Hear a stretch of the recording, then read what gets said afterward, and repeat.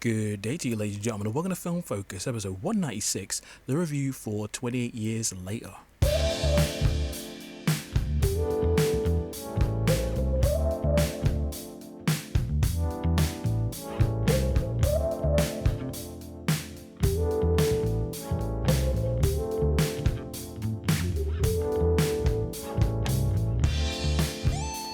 Well, hello there, ladies and gentlemen of the North, South, East and West, and welcome to another episode of Film Focus. I'm your host, the Hypersonic55, and I'm glad that you decided to join me once again for some film-related discussion. And though it is later than I would have liked, I am now giving you my review for 28 Years Later. Now, I did see this film on the opening weekend, and I did have a review that I wanted to try and get done during the weekend, but I was umming and ahhing my thoughts about the film because, straight up, I enjoyed this film quite a bit. But I was debating with my rating on Letterboxd whether it was, to put it as like a rating here or go a bit higher. And I was floating about it for a while because the thing is, I thought the film was exceptional and there was a lot of really great things in it. But was I in love with the film? No. It takes a special kind of film experience for me to go, okay, that is like insanely good. It's why I'm such a picky person when it comes to trying to put ratings on things, or if I was to make a list. You know what it's like. When film's subjective, everybody has their own sort of like bar of quality. And whilst there is sort of a general consensus between certain people that certain types of films are on that higher tier, regardless of, how many people have seen it. Everyone can just sort of agree that everything is like that film, or certain films are on that level. There are certain other ones where, say, for instance, you may love a film, but someone else doesn't. And while that's not the case with this film, it's just like, I was arguing myself. I'm like, I think this film is great. There's nothing seriously wrong about it, but it just didn't scratch that itch for it to be like, oh my God, this is the best thing ever. So yeah, that's why I had to and ah it a little bit. Plus, work stuff happened, so then I had to push the review back a bit. Plus, with the online discourse surrounding the film and its ending and what that meant, and people complaining about tonal whiplash and all that, the conversation started to get a little messy. And sometimes when the conversation surrounding films tends to get a little heated or polarizing, sometimes I just choose to stay out of it. And I did debate, do I really want to put a review out for this? But then I was thinking, this is one of my most anticipated films of the year. I have seen it, I have thoughts. It wouldn't feel right for me not to talk about it. So here we are, just over a week after the film's release. Hopefully my thoughts will still be of value to people, but hey ho, here we go. To be fair, I've been down with the idea of this film since it was announced, and considering the fact that Danny Boyle and Alex Garland have come so far in their careers, having them team up again for another film in this series was just too cool of an opportunity to pass up. So, as per usual with these reviews, I will be talking about the story, characters and presentation. So, without further ado, let's jump in. So, the plot for this film can be summed up as the following. Set several years after the initial outbreak, a group of survivors live on a small island off of the mainland. They have found a way to become self-sufficient while also having to make certain trips off to the mainland to get supplies. This film focuses on a father and son who go on a mission to the mainland, and while there, they discover the secrets, wonders and horrors that have mutated not only the infected but the other survivors as well. And that is a way for me to summarize the film without going into the area of spoilers. The story for this film was very unexpected but very enjoyable. The trailer did a good job of concealing what the actual story and plot was about, and depending on what you were hoping to get out of this film, you may end up feeling disappointed or misled due to the marketing.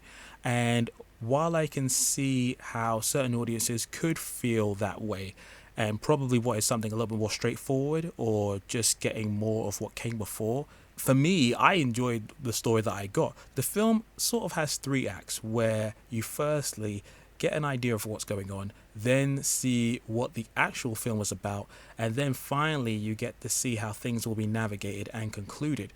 And despite the desolate and dangerous vibe. There is levity and hope. There's a human story at the center of it, with emotional highs and lows, complicated relationships, and following your gut in the face of uncertainty. And there is a sense of danger, isolation, sadness, bleakness, but also feelings of happiness, humor, and determination. And I just had a really good time with it. The film definitely gave me the vibe of the first film, 28 Days Later, but also changed things up with the way in which the humans, the UK, and the surrounding areas have adjusted to this new normal, where one can function but under very specific circumstances. And I think this just speaks to the nature of the directors. They've come a long way, and I think they've made some interesting parallels to stuff that's happened in real life, but also taking into consideration where this film was created at the start with 28 Days Later, and then seeing how that world would have advanced from that point, from that point in time, essentially. I think they did a great job of making you question and think about a lot of the different factors that went into how this reality chose to proceed, what they remembered, what they do and don't have, and what sort of strange world they'd be living in, and how you'd be able to try and function in it yourself. Now, when it comes to the cast, there's a small one, but all of them put on great performances. And since there are moments where there's only one or more of them on screen for extended periods of time, they do a great job of keeping you captivated and invested in what's happening. Firstly, there's Alfie Williams as Spike. He is really good. His character has a limited worldview, and while he does what he's told, he does have his own thoughts and morals. And I know it's been said before, but it bears repeating. But when it comes to having questionable performances from young actors, it can really ruin or change the overall experience. So when you see someone who is capable and does an exceptional job, it deserves praise. Williams has a limited filmography from what I've seen, so for him to be able to act as well as he does amongst his co-stars as well is very impressive. And Aaron Taylor-Johnson, he was great as Jamie. I'll try to be as vague as I can, but his character had an interesting part to play, not only as an individual, but also with his son. And seeing how their relationship plays out over the course of the film is interesting too. Taylor-Johnson is just charismatic, tough, but also very subdued. And this is another one of those roles where you can see why he is so talented and in so many projects. And it makes you happy to see him in this, and less happy to see him in something like Craven. And then we move on to Jodie Comer as Isla. She is wonderful. I did not expect her performance to be as captivating as it was, but she was great. Her contribution to the film was so good, and anytime she was on screen, she was memorable. And then there's Ray Fiennes, who I'll watch him in anything. He is always very engaging and fun to watch, and he did well as Dr. Kelson. This is a very unique individual, from his mannerisms to his interactions with other characters and how he fits into the overall film. When you learn about what he does, Ray Fiennes just infused so much flavor into him in the only way that he can, and he was something else. Now let's move on to the presentation, and this is another one of the aspects of the film that I enjoyed quite a bit. Visually, this film is pretty good. There are moments of beauty in certain locations and certain moments that are genuinely stunning and beautifully crafted, where other times scenes can be grimy and chaotic. The editing also helps in terms of adding to the frantic, tense, and disorienting nature of things, and the cinematography fluctuates between echoing the previous films, especially when it comes to the smaller / intimate scenes with the main characters, or scenes where they're running or fighting against the infected, to scenes and sequences that are much larger in scope and have a level of polish that can only come via modern filmmaking and, a higher budget. And there were also these key moments where a specific style of camera work was implemented for certain kills, and it was strange yet stylish, and surprisingly reminded me of a certain action sequence in Uwe Boll's House of the Dead. Now, if you guys remember from one of my podcasts ages ago, you'll know that is one of the least happy film experiences I ever had. House of the Dead is not only a terrible adaptation, but one of the most garbage films I've ever seen. But there is a action sequence in that film where there were certain parallels between 28 Years Later and House of the Dead, but this film did it in a way where it felt a little bit more intentionally stylish, didn't overstay its welcome, and didn't make me feel like I was just losing, energy from my life watching it. And then there is the music, the film score that was handled by Young Fathers, and that was something else. When compared to standard film scores, this one was very unconventional and strange. The instrumentation and choice of certain sounds during the film certainly had an effect on what was happening when you was watching it on screen, and certainly made me question how I was supposed to feel at times.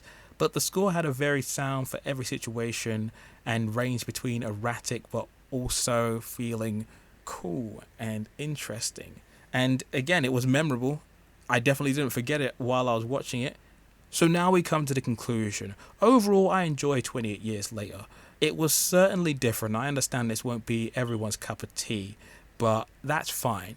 I feel like Danny Boyle and Alex Garland came back and presented something that definitely will allow audiences to be invested and get some of those same vibes as what came before, but also allow you to question certain things, think, and have some moments of introspection, and then just sort of see what's happened since the previous films. How did we get from point A to point B? Certain things are alluded to but not said outright, so there's plenty of time for speculation and theories.